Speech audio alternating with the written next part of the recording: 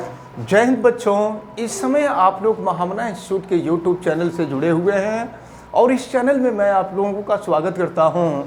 आज हम लोग क्लास 10th हिंदी माध्यम भौतिक विज्ञान एनसीईआरटी बुक के फर्स्ट चैप्टर प्रकाश का परावर्तन एवं अपवर्तन के आंकिक उदाहरणों को देख रहे हैं और आंकिक उदाहरण में हम लोग आज उदाहरण 10.2 देख रहे हैं, 10.2 देख रहे हैं। बोर्ड के एग्ज़ाम में आपसे एग्जाम्पल भी पूछे जाते हैं और एग्जाम्पल पर बेस्ड न्यूमेरिकल भी आपसे पूछे जाते हैं, इसलिए इन सब न्यूमेरिकल्स को अच्छी तरह से तैयार करना बहुत आवश्यक है। और चलिए देखते हैं उदाहरण 10.2 में क्या दिया हुआ है। कोई 4 सेंटीमीटर साइज का बिंब, तो बिंब का मतलब होता है वस्तु। और देखिए यहाँ पर यह बिंब AB है, इसकी साइज दी गई है, साइज का मतलब आकार, और ये आकार दिया हुआ है 4 सेंटीमीटर। तो कोई 4 सेंटीमीटर साइज का बिंब किसी 15 सेंटीमीटर फोकस दूरी के अवतल दर्पण, देखिए ये अवतल दर्पण है और अवतल दर्पण की फोकस दूरी आपको दी गई है और ये फोकस दूरी भी दी गई है 15 सेंटीमीटर दी गई है। और यह बिंब इस अवतल दर्पण से 25 सेंटीमीटर दूर रखा है। देखिए ये बिंब है, बिंब का मतलब वस्तु होता है, वस्तु AB है और इस वस्तु AB को दर्पण से 25 सेंटीमीटर के डिस्टेंस पर रखा गया है। दर्पण से कितनी दूरी पर पर्दे को रखा जाए, याद रखे रहिएगा, प्रतिबिंब हमेशा पर्दे पर प्राप्त होता है। तो आपसे ये कहा जा रहा है कि दर्पण से कितनी दूरी पर पर्दे को रखा जाए कि स्पष्ट प्रतिबिंब प्राप्त हो। तो स्पष्ट प्रतिबिंब पर्दे पर प्राप्त होगा और प्रतिबिंब स्पष्ट तब प्राप्त होता है जब जिस स्थान पर प्रतिबिंब बन रहा होता है उसी स्थान पर अगर पर्दा होता है। तो कुल मिलाकर के आपसे दर्पण से प्रतिबिंब की दूरी पूछी जा रही है और दर्पण से प्रतिबिंब की जो दूरी होती है वो भी होती है, भी का मान आपसे पूछा जा रहा है। आपसे प्रतिबिंब की प्रकृति पूछी जा रही है और प्रतिबिंब का साइज भी पूछा जा रहा है। तो एक बात हम आपको बता दें कि नॉर्मली अवतल दर्पण के द्वारा जो प्रतिबिंब बनता है यह प्रतिबिंब उल्टा बनता है और यह प्रतिबिंब आवर्धित, आवर्धित का मतलब बड़ा बनता है और यह प्रतिबिंब वास्तविक भी होता है। लेकिन जुबानी कहने से काम नहीं बनेगा, हम लोग इसको सॉल्व करेंगे और सॉल्व करके देखेंगे। तो ध्यान दीजिए क्वेश्चन में क्या कहा जा रहा है। एक अवतल दर्पण है जिसकी फोकस दूरी 15 सेंटीमीटर है। तो अवतल दर्पण की फोकस दूरी को हम F से प्रदर्शित करते हैं और ये आपको दिया गया है 15 सेंटीमीटर। अवतल दर्पण की जो फोकस दूरी होती है ये ऋणात्मक होती है। आपको पता है उत्तल दर्पण की फोकस दूरी धनात्मक होती है, उत्तल दर्पण की फोकस दूरी ऋणात्मक होती है। तो ये माइनस हो जाएगा 15 सेंटीमीटर। और फिर देखिए क्या कहा जा रहा है, दर्पण से 25 सेंटीमीटर की दूरी पर बिंब है। बिंब माने वस्तु है। तो दर्पण से बिंब की दूरी दी गई है यानी दर्पण से वस्तु की दूरी दी गई है, और दर्पण से वस्तु की दूरी को हम U से प्रदर्शित करते हैं। और ध्यान दीजिएगा, प्रकाश के चलने के विपरीत दिशा में मापी जाने वाली दूरी ऋणात्मक होती है। प्रकाश की किरण हमेशा वस्तु से चलती है, तो प्रकाश की किरण चल रही है, देखिए प्रकाश की किरण चल रही है राइट साइड में, और दूरी हम नाप रहे हैं लेफ्ट साइड में, बाईं ओर नाप रहे हैं। तो विपरीत प्रकाश के चलने के विपरीत दिशा में मापी जाने वाली दूरी ऋणात्मक होती है, तो U की वैल्यू -25 सेंटीमीटर होगा। एक चीज और समझ लीजिए, वस्तु की ऊंचाई यानी बिंब की ऊंचाई दी गई है, तो बिंब की ऊंचाई 4 सेंटीमीटर दी गई है। तो बिंब की ऊंचाई को हम H से प्रदर्शित करते हैं, ये भी आपको पता है, ये 4 सेंटीमीटर दिया हुआ है। और प्रतिबिंब की ऊंचाई को हम H डैश से प्रदर्शित करते हैं, हमें ये भी पता है। तो अब जरा ध्यान पूर्वक देखें, आपसे ये पूछा जा रहा है कि दर्पण से पर्दे की दूरी कितनी होगी, तो प्रतिबिंब हमेशा पर्दे पर ही बनता है। तो दर्पण से पर्दे की दूरी यानी दर्पण से प्रतिबिंब की दूरी आपसे पूछी जा रही है, और दर्पण से प्रतिबिंब की दूरी भी होती है, भी का मान ही आपसे पूछा जा रहा है। और आपको दर्पण का सूत्र मालूम है, दर्पण सूत्र होता है 1/v + 1/u = 1/f। तो फिर ध्यानपूर्वक देखें, 1/v + 1/u की वैल्यू -25 है, और ये 1/f की वैल्यू -15 है। तो 1/v - 1/25 = -1/15 हो जाएगा। और फिर इसको अगर हम सॉल्व करें तो देखें 1/v = ये -1/25 अपोजिट साइड में जाएगा, तो +1/25 हो जाएगा, और -1/15 तो पहले से ही है। अब देखिए क्या मिलेगा, 1/v अब हम लोग एलसीएम लेंगे, तो ज़रा देखिए 25 और 15, 25 और 15 का जो एलसीएम होगा ये 75 हो जाएगा। और फिर 25 से डिवाइड कीजिए, 25 से भाग दीजिए, तो ये 25 × 75 हो जाएगा, और 3 का 1 में गुणा कर देंगे 3 हो जाएगा। और फिर 15 से भाग देंगे तो 15 × 5 = 75 हो जाएगा, और फिर 5 से 1 में गुणा करेंगे ये -5 हो जाएगा। फिर हम यहाँ आगे बढ़ते हैं, 1/v = देखिए क्या मिल रहा है, 1/v = ये देखें 3 - 5 -2 हो जाएगा, तो ये हो गया -2/75। अब हम रिवर्स कर देते हैं, क्योंकि हमसे v का मान पूछा जा रहा है, तो v इसको हम रिवर्स करेंगे तो v हो जाएगा, और फिर ये ऊपर चला जाएगा, ये हो जाएगा -75/2। अब 2 से आप इसमें भाग दे दीजिए, तो 2 से भाग दे देंगे तो फिर ये हो जाएगा आपका -75.5 सेंटीमीटर। तो ये क्या निकला है, v का मान निकला है। और v क्या होता है, दर्पण से प्रतिबिंब की दूरी होती है। और जानते हैं ये माइनस चिन्ह आ रहा है, तो सुन लीजिए, प्रकाश के चलने के विपरीत दिशा में मापी जाने वाली दूरी ऋणात्मक होती है। अगर कोई भी दूरी दर्पण के पीछे मापी जाती है तो वो दूरी धनात्मक होती है, और जब दर्पण के आगे मापी जाती है, आपको पता है दर्पण के पीछे डिस्टेंस वो होगा और दर्पण के आगे का डिस्टेंस ये होगा।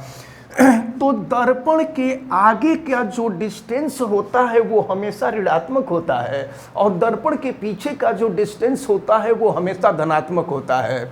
तो अब एक चीज देखें, भी का मान मिला है -37.5।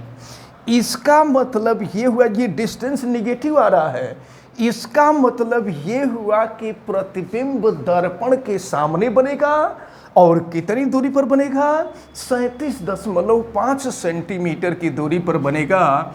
तो दर्पण के ध्रुव से, या कह लीजिए दर्पण से प्रतिबिंब की जो दूरी है ये 37.5 सेंटीमीटर, ये डिस्टेंस हो गया। आपसे यही पूछा जा रहा था कि पर्दा कहाँ रखना चाहिए ताकि वस्तु का प्रतिबिंब स्पष्ट बने। तो अगर पर्दे को हम दर्पण के सामने 37.5 सेंटीमीटर की दूरी पर, माइनस चिन्ह का मतलब ही होता है दर्पण के सामने, तो दर्पण के सामने और 37.5 सेंटीमीटर की दूरी पर अगर पर्दा रखा जाए तो इस वस्तु का प्रतिबिंब यानी बिंब का प्रतिबिंब पर्दे पर स्पष्ट बनेगा। अब देखिए, अब आपसे ये भी पूछा जा रहा था, एक बात हम यहीं से बता दें, आपसे प्रतिबिंब की प्रकृति भी पूछी जा रही थी। तो यहाँ पर भी की वैल्यू निगेटिव आ रही है, तो यहाँ से भी हम कह सकते हैं कि प्रतिबिंब उल्टा बनता है। लेकिन प्रतिबिंब उल्टा बनना जब हम आवर्धन क्षमता निकालते हैं तो वहाँ से कहेंगे आवर्धन क्षमता निकाल करके। तो चलिए पहले हम इसका आवर्धन क्षमता निकालें। और आपको पता है दर्पण के लिए आवर्धन क्षमता m -v/u होता है, ये आपको पता है। तो चलिए हम रखते हैं वैल्यू। तो m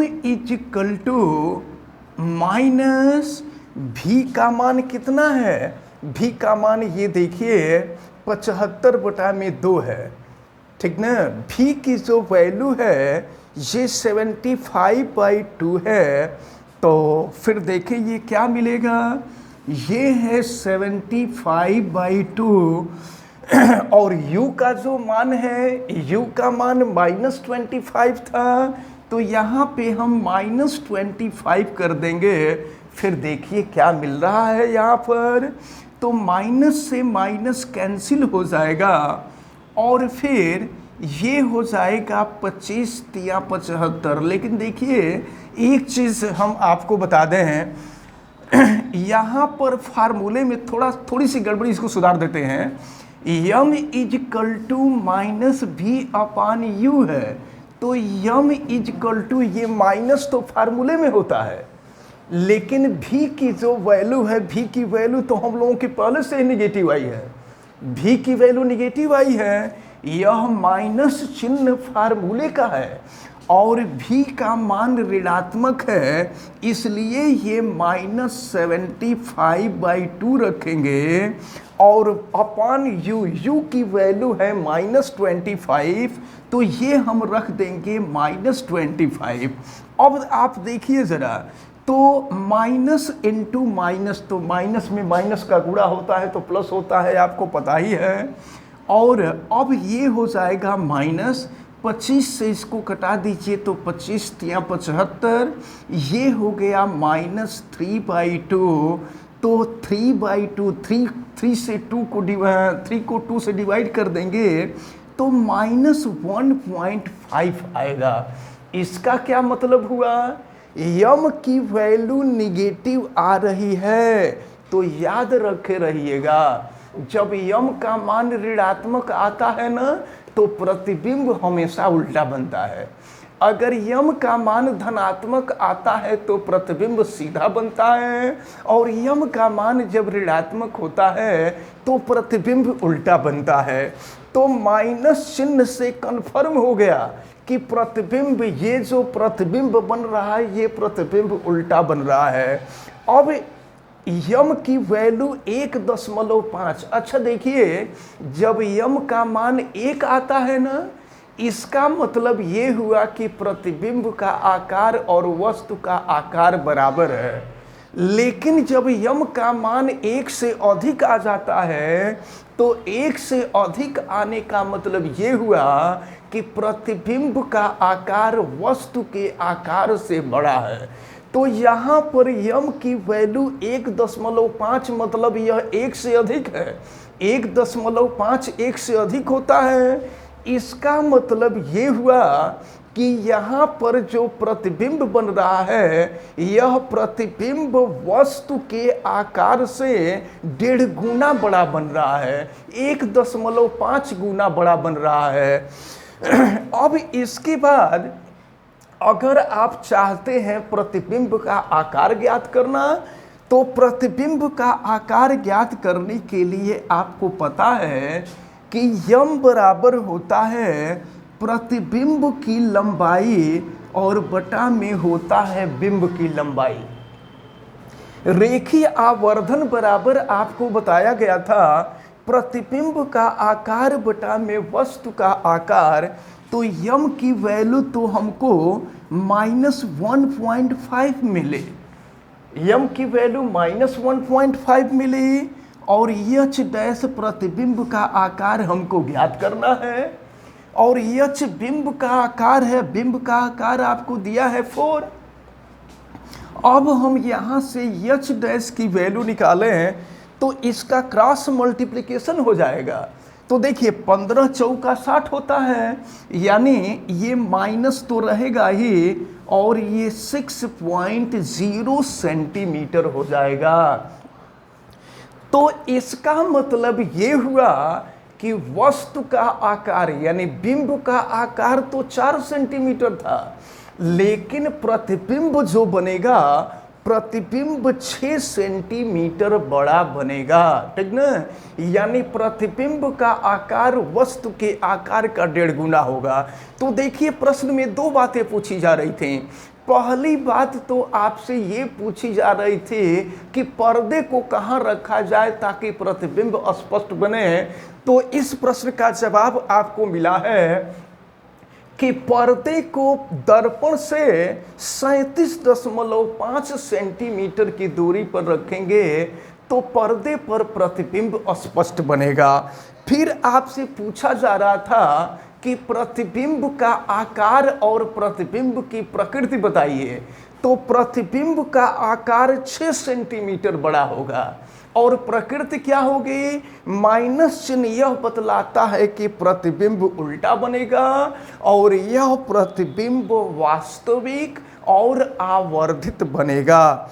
तो इस प्रकार ये आंकिक उदाहरण 10.2 आपका समाप्त होता है। इसके बाद फिर 10.3 और 10.4 आपके इस चैप्टर में 4 उदाहरण हैं। जब चारों उदाहरण पूर्ण हो जाएंगे तब इसके बाद अभ्यास प्रश्न का हम क्वेश्चन, अभ्यास प्रश्न में जितने भी क्वेश्चन दिए गए हैं उन क्वेश्चंस को बताएंगे।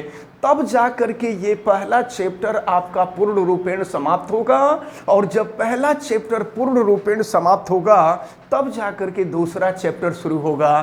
फिलहाल हमें उम्मीद है कि आज जो क्वेश्चन, आज जो एग्जाम्पल आपको बताया गया है, ये एग्जाम्पल आप सबको बहुत अच्छी तरह से समझ में आया होगा। आप वीडियो को लाइक ज़रूर कीजिएगा और आप इस वीडियो को मैक्सिमम स्टूडेंट तक शेयर कीजिएगा ताकि मैक्सिमम स्टूडेंट इसका बेनिफिट ले सकें, क्योंकि ये सब न्यूमेरिकल बहुत इंपॉर्टेंट होते हैं, एग्ज़ाम में पूछे जाते हैं।